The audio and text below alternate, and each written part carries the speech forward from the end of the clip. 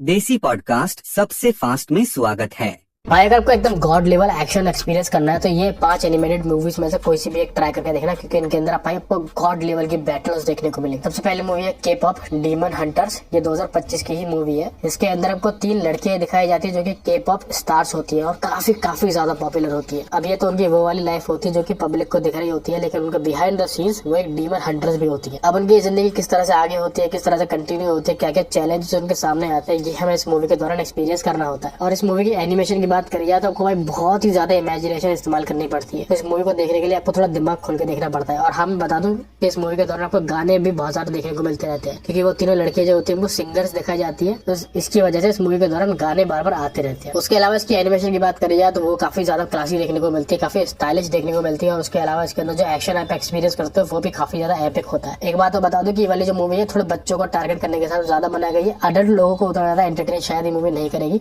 लेकिन इस मूवी के अंदर आपको एक्शन और बैटल्स काफी ज्यादा कूल देखने को मिलती है। मैंने इसलिए इसको इंक्लूड कर लिया है। तो अगर आप के पॉप का शौक रखते हो तो ये मूवी आपको काफी ज्यादा पसंद आएगी। खासकर अगर आपके घर में बच्चे हैं तो उनको तो ये मूवी और भी ज्यादा एंटरटेनिंग लगेगी। अगर आप ये मूवी देखने में इंटरेस्टेड हो तो ये आपको नेटफ्लिक्स पे हिंदी में देखने को मिल जाएगी। नेक्स्ट मूवी का नाम है प्रीडेटर किलर ऑफ किलर्स। ये मूवी 2025 की है। इस मूवी को वैसे तो मैं चैनल पे ऑलरेडी 2-3 बार रिकमेंड कर चुका हूँ, लेकिन जरूरी नहीं कि सब लोगों ने सारी वीडियोस देखी हो, और हो सकता है आप एनिमेटेड मूवीज के लिए इस वीडियो के ऊपर आए हो तो ये वाली मूवी आपको सजेस्ट करना बनता ही है, क्योंकि मूवी हकीकत में काफी ज्यादा कमाल की है। इसकी कहानी शुरुआत उनको 3 टाइम जोन्स के अंदर लेके जाती है, जहाँ पे एक प्रेडेटर होता है जो कि अलग अलग टाइप के वॉरियर से लड़ाई लड़ता है। अब उस लड़ाई का नतीजा जो भी होता है, जो भी उस लड़ाई के अंदर जीतता है, वो एक फाइनल बैटल के लिए भी चुना जाता है। अभी कहानी किस तरह से आगे कंटिन्यू होती है, किस तरीके से वो बैटल्स होती है, इन सबका फाइनल कंक्लूजन क्या होता है, ये सब जानने के लिए आपको इस मूवी को देखना पड़ता है। अब इस मूवी को मैंने पर्सनली भाई बहुत ही ज्यादा कम उम्मीद से लगाया था। मैं प्रेडेटर फ्रेंचाइज का कोई उतना ज्यादा बड़ा फैन नहीं हूँ, लेकिन मैंने जब इस मूवी को देखा था भाई मैं बहुत ही ज्यादा इम्प्रेस हुआ था। इस मूवी के एनिमेशन से लेकर इसकी स्टोरी टेलिंग से लेकर बहुत ही ज्यादा एपिक मोमेंट्स थे इस मूवी के दौरान। खासकर इसके अंदर एक फीमेल वाइकिंग योद्धा दिखाई जाती है, वो तो भाई इस मूवी की जान लगी थी भाई, बहुत ही ज्यादा ब्रूटल वॉरियर टाइप की लगी थी मुझे वो। इसलिए अगर आपने नहीं देखी तो मैं हाईली रिकमेंड करूंगा इस मूवी को एक बार जरूर ट्राई करने के लिए। भाई बहुत ही ज्यादा कूल मूवी है। अगर आप ये देखने में इंटरेस्टेड हो तो ये आपको जियो हॉटस्टार के ऊपर हिंदी में देखने को मिल जाएगी। नेक्स्ट मूवी की बात करें तो एक एनिमे मूवी है जो की इस समय भाई रिकॉर्ड पर रिकॉर्ड तोड़े पड़ी है। इस मूवी का नाम है डीमन स्लेयर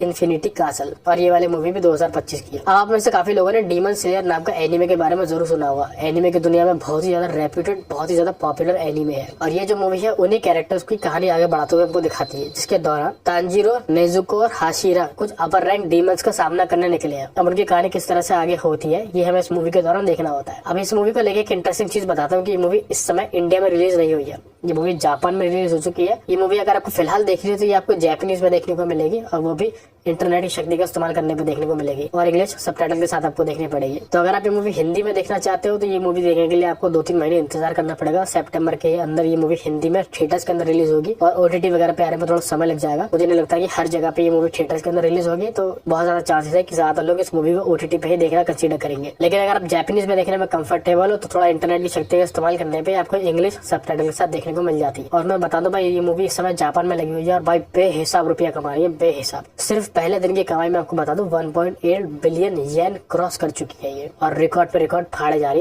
है। इससे पहले इस मूवी का जो पिछला पार्ट था डीमन स्लेयर मुगेन ट्रेन, कुछ ऐसे नाम था मेरे को जहाँ तक याद है, उसका जो कलेक्शन था भाई वो इस समय अभी तक का सबसे हाईएस्ट रहा था। उसने अपने पहले दिन के अंदर कमाए थे 1.3 बिलियन। उसके मुकाबले ये मूवी अपने आप में इससे ज्यादा कमाने लग गई है अभी से ही। काफी ज्यादा चांस है कि पुरानी मूवी के रिकॉर्ड तक ये मूवी फाड़ के निकल जाएगी। तो देखते हैं भाई जब इंडिया के अंदर आएगी तब इस मूवी का कैसा रहता है।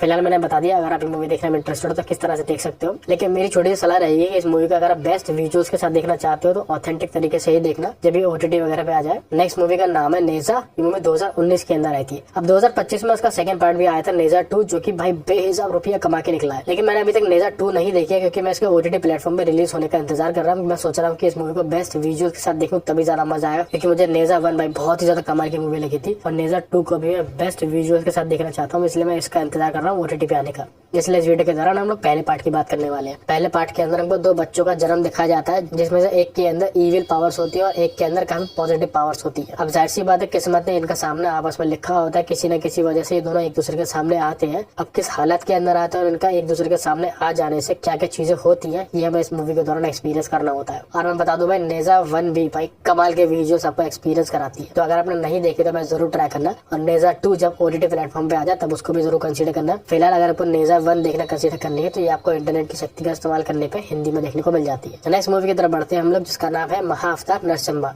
ये वाली मूवी भी 2025 की है और मैं समझता हूँ आप में से ज्यादा लोगों को इस मूवी की कहानी के बारे में पता होगा, लेकिन जिनको नहीं पता मेरे को थोड़ा सा आइडिया दे देता हूँ। इसके दौरान हम लोग एक 5 साल के छोटे से बच्चे के नजरिए से कहानी एक्सपीरियंस करते हैं, जो कि एक डीमन का बेटा होता है, एक असुर का बेटा होता है। अब वो जो बच्चा होता है विष्णु भगवान का काफी ज्यादा भक्त होता है, और क्योंकि वो एक असुर का बेटा होता है तो उसके पिता को ये वाली बात बर्दाश्त नहीं होती कि उनका खुद का बेटा विष्णु भगवान का भक्त है। अब इसी वजह से इन दोनों के बीच में कुछ कॉन्फ्लिक्ट होना स्टार्ट हो जाते हैं। अब एक कॉन्फ्लिक्ट किस तरह से आगे बढ़ते हैं, किस तरह से कहानी आगे कंटिन्यू होती है, ये हमें इस मूवी के दौरान एक्सपीरियंस करना होता है। और ये जो एक्सपीरियंस है भाई, यकीन मानो भाई, बेतहाशा कमाल का है। इस मूवी के अंदर खासकर सेकंड हाफ के अंदर भाई इतने कमाल के विजुअल्स, इतने कमाल के प्रेजेंटेशन देखते हो कि आपके भाई एकदम से गूज बम्स से आ जाते हैं कि भाई मैं क्या ही देख रहा हूँ अपनी स्क्रीन पे। और उसकी फर्स्ट हाफ के अंदर जब कहानी एक्सपीरियंस करते हो भाई, बहुत ही ज्यादा सूदिंग सी लगती है आपको, आपके मन को बहुत ही ज्यादा पीसफुल सा लगता है जब आप उस कहानी को एक्सपीरियंस कर रहे होते हैं इस मूवी के थ्रू। तो आपने अगर अभी तक नहीं देखी तो मैं हाईली रिकमेंड करूंगा इस मूवी को एक बार जरूर ट्राई करके देखो। फिलहाल ये वाली मूवी थिएटर्स के अंदर लगी है तो आप थिएटर में जाकर देखना इस मूवी को कंसीडर कर सकते हो, या जब फ्यूचर में OTT प्लेटफॉर्म पे आ जाएगी तब इसको आप देखना कंसीडर कर सकते हो। तो ये कुछ 5 मूवीज थी जो कि मुझे आप लोगों के साथ इस वीडियो के दौरान शेयर करनी थी।